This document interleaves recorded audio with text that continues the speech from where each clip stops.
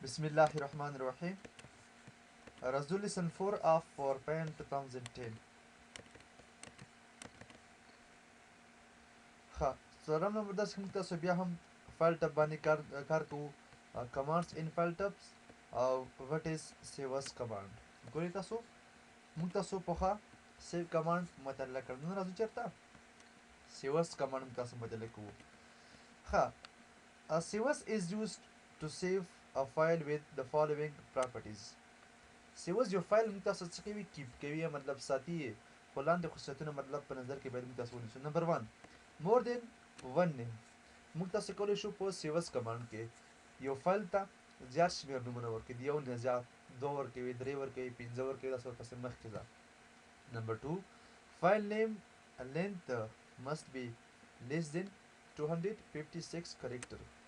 د فایل یا د پریزنټیشن نوم چې کوم دغه باید 256 کرکټرونه څنګه وي کم واوسي. نمبر 3 more than one format. موږ تاسو کولی شو پریزنټیشن ته چې کوم دی د یو نه زیات فارمټونه څه کو ورته ورکو. نمبر 4 more than one location. موږ تاسو کولی شو په پریزنټیشن په سیوس کمانډ کې یو پریزنټیشن ته چې کوم دی د یو نه زیات شمېر لوکیشنونه مطلب ورته مشخص کړو. یعنې موږ تاسو کولی شو یو پریزنټیشن چې کوم دی په زیات شمېر ځایونو کې څه کو سیو کو. او نمبر 5 پاسورډ will be removable. اوس ګوري ښه پوینټ پکې دا دی چې په سیوس کمانډ کې کله موږ تاسو یو پریزنټیشن ته پاسورډ ورکړی هغه کولی شو له منځه یوسو. او نمبر 6 شارټکټ دې لپاره چې دا F12 چې کوم ده هغه د سیوس کمانډ لپاره شارټکټ ده. ګوري تاسو ورته فار ایگزامپل ته نوشته کومه چې سیوس کمانډ ښه دلته فار ایگزامپل د سیوس کمانډ په اړه ما څه کړي دي ډسکرپشن مطلب نوشته کړي دي. راځم دلته فایل ټب څه لیکلي ما سره سیوس کمانډ په دې کلیک کړه.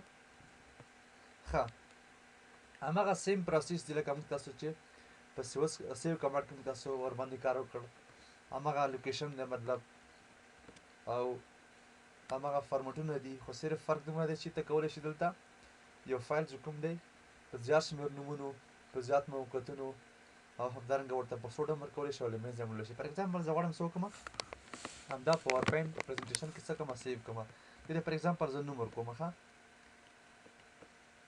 ورته یم چېرې زما څه پکار دی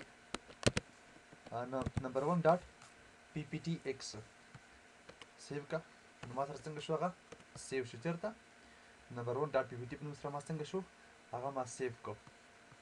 فار ایگزامپل ورته یم چېرې زه بل لوکیشن کې زما پکار شو دلته راشئ پسې فایل سیوس باندې کلیک وکړه کوم ځای کې غواړئ ډیسکټاپ ته لاړ شي په کوم نوم سره ورته بدل کړه ورته یم چېرې 2 ډاټ پی پی ټي په نوم سره تاسو وګورئ ما سره چې کوم دلته هم راغی. اوس مطلب غواړم په بل نوم سره یې سیو کړم نو راځم چېرته فایل سیوس باندې کلیک کوم نوم بدل کړه ورته. نمبر 3 په بل فارمټ کې مطلب سیو کړه چې کې مایکروسافټ پاورپوینټ میکرو انیبل پریزنټیشن چېرته سیو کړه ډیسکټاپ باندې فار ایگزامپل سیو شو را سره تاسو ګورئ یعنې مطلب هماغه سیم پریزنټیشن دی خو زه مطلب په مختلف قسمه فارمټونو کې څه کولی شم سیو کولی شم. بیا راځه ورپسې فار ایگزامپل ستا بل فارمټ په کار شو سیوس باندې کلیک وکړه کوم ځای کې مطلب کوم فارمټ واوسي تیرا پاورپوینټ 97 to 2003 پریزنټیشن کلیک کړه نوم ورته بدل کړه چې 3 یا فار ایگزامپل ستا بل څه په کار شو بل فارمټ کې دلته راشه ورپسې ورته یم چېرې زما چېرته په کار ډیسکټاپ په سر باندې او دې مطلب نوم څه کړه تغیر کړه نمبر 4 او څه وکړه ما ته دا د پی ډي ایف په شکل باندې سیو کړه د ما سره پی ډي ایف په شکل باندې څنګه شو سیو شو مستقیم راته اوپن هم شو. یا فار ایگزامپل غواړم څه وکړم بل فارمټ کې مطلب سیو کړم همدې ډیسکټاپ په سر باندې بدل کړه ورته نوم فار ایگزامپل ورته یم چېرې نمبر 5 کوم فارمټ زما په کار دی په دې چېرې زما فار ایگزامپل افیس تیم په کار ده یا مطلب کوم بل فارمټ ستا په کار شو نو څه وکړه دا ما ته ډیسکټاپ په سر باندې مطلب سیو کړه. اوس تاسو وګورئ ما سره هماغه سیم پریزنټیشن دی خو ما ورته څه وکړل مختلف قسمه نومونه ورکړل. ګورئ تاسو ورته یا مختلف قسمه فارمټونه ما څه وکړل دلته ورکړل کولی شي مطلب لوکیشن هم تغیر کړي. فار ایگزامپل ډیسکټاپ په سر باندې ونه اوسي یو لوکل کې واوسي لوکل سی لوکل ډي یا مطلب یو ډاکومنټ کې واوسي یا پر ایگزامپل یو فولډر کې دننه اوسي یا مطلب مای ډاکومنټ کې اوسي نو تاسو کولی شئ دا څه کوئ ورته ورکړئ. همدارنګه ما تاسو یو بله مسله وویله چې د دې کله چې موږ تاسو په سیوس کمانډ کې یو پریزنټیشن ته پاسورډ ورکړل نو موږ تاسو کولی شو هغه څه کړو له منځه یوسو نو مطلب ریموویبل دی. فار ایگزامپل تاسو فرض کړئ زه راځم ورپسې دا زه غواړم څه وکړم د ډیسکټاپ په سر باندې سیو کوم چا په نوم سره یا مطلب کوم فارمټ کې پاور پوینټ شو په نوم سره مطلب دې فارمټ کې ماته څه کړه سیو کړه. البته ورته سره پاسورډ هم ورسره څنګه دی دلته وجود لري. مخکې دې نه چې موږ تاسو دا سیو کړو راځم چېرته ټولز ته راځم ښه جنرل آپشن ته راځم پاسورډ ورته ورکړه. دا ما سره کوم دی مطلب پاسورډ دی پاسورډ اوپن پاسورډ موډیفای اوکې کا او څه وکړم دا سیو کړه. اوس تاسو ګورئ زه پر ایگزامپل دا اوپن کوم نو ما ته وایي چې یاره انټر پاسورډ اوپن فایل ورته یم چېرې دا مطلب ما سره کوم دی پاسورډ اوپن دی نو ما ته مطلب پاسورډ موډیفای یاد نه دی نو ریډ آن اوپن کوم تاسو ګورئ ما سره فل سکرین څنګه شو اوپن شو. البته ما سره کوم حالت دی دغه ریډ آن دی حالت دی. اسکیپ پریس کوم ما سره څنګه شو کوایټ شو مطلب بند شو. یا پر ایگزامپل ته غواړئ چې یاره پاسورډ اوپن او پاسورډ موډیفای دواړه زما په کار دي دلته راشئ پسې دا پاسورډ اوپن دی دا پاسورډ موډیفای دی نو ما سره مستقیما څنګه شو هماغه پریزنټیشن را اوپن شو. ایرو کې مطلب ډاون ایرو کې پریس کړ ورپسې که تا سره په دې پریزنټیشن کې مطلب زیات شمېر سلایډونه اوس څه وکړه د اپ او ډاون ایرو کې په تر باندې ته کولی شي څنګه شي لاړ شي. زه اسکیپ پریس کوم دا څنګه شي بند شي. اوس مسله دا ده چې زه غواړم د دې نه د پاسورډ څه کړم له منځه یوسم. دلته راشه ورپسې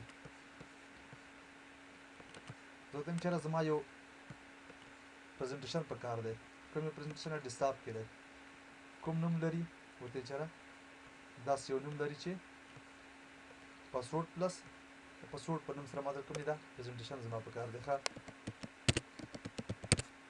ما سره اوپن شو که نه راځم چېرته سیوس ته راځم او بیا راځم چېرته ټولز ته راځم جنرل آپشن دا دواړه څه کړه بک سپیس په تر باندې پاک کړه دا هم څه کومه پاکومه او بیا څه کومه اوکې سیو کړه یس تاسو وګورئ که زه اوپن وم نو اوس ګورئ زما نه پاسورډ نه غواړي یعنې مطلب د سیوس کمانډ ښه والی دا دی چې موږ تاسو کولی شو ورکړل شوی پاسورډ څه کړو له منځه یوسو دا مطلب د دې ښه والی دی ښه چې د سیوس کمانډ زیات کمالونه لري ښه مختلف قسمه فارمټونه مختلف نومونه مختلف لوکیشنونه همدارنګه ورکړل شوی پاسورډ هم څه کولی شي له منځه وړلی شي.